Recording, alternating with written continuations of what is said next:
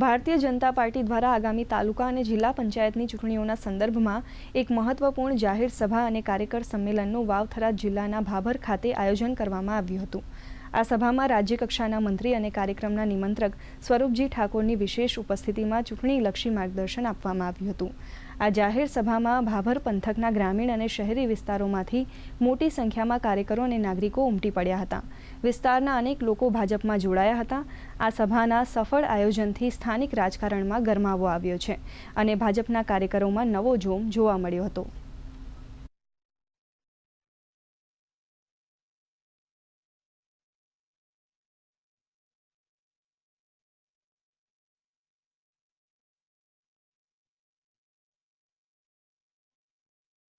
વાવ વિધાનસભાનું કાર્યકર્તાઓનું સંમેલન હતું। મીઠા જિલ્લા પંચાયતના કાર્યકર્તાઓ ખૂબ જ મોટી સંખ્યાની અંદર 1000થી વધારે જે અમારા કાંતિભાઈ ઠાકોર છે એમના સમર્થકો સાથે 1000થી વધારે લોકો જોડાયા છે અને સમગ્ર ભાભર તાલુકાની અંદર જે પણ જિલ્લા પંચાયત હોય તાલુકા પંચાયત જે લોકો એને જીતાડવાનું કામ કરતા હતા એ જ લોકો ભારતીય જનતા પાર્ટીના વિકાસને જોઈ અને ભારતીય જનતા પાર્ટીના પરિવારની અંદર જોડાણા છે તેમને ખૂબ ખૂબ અભિનંદન પાઠવું છું। સમગ્ર રાજ્યમાં સૌથી પહેલો પબ્લિક કાર્યક્રમ એ વાવ વિધાનસભામાં આ મુકામે થયો અને અમને આશા છે કે જે રીતે કાંતિભાઈ સહિત આગેવાનો સરપંચોને 1000 કરતાં વધારે કાર્યકર્તાઓ અમારા અધ્યક્ષ નરેશભાઈ અને સ્વરૂપજીની આગેવાનીમાં જોડાયા।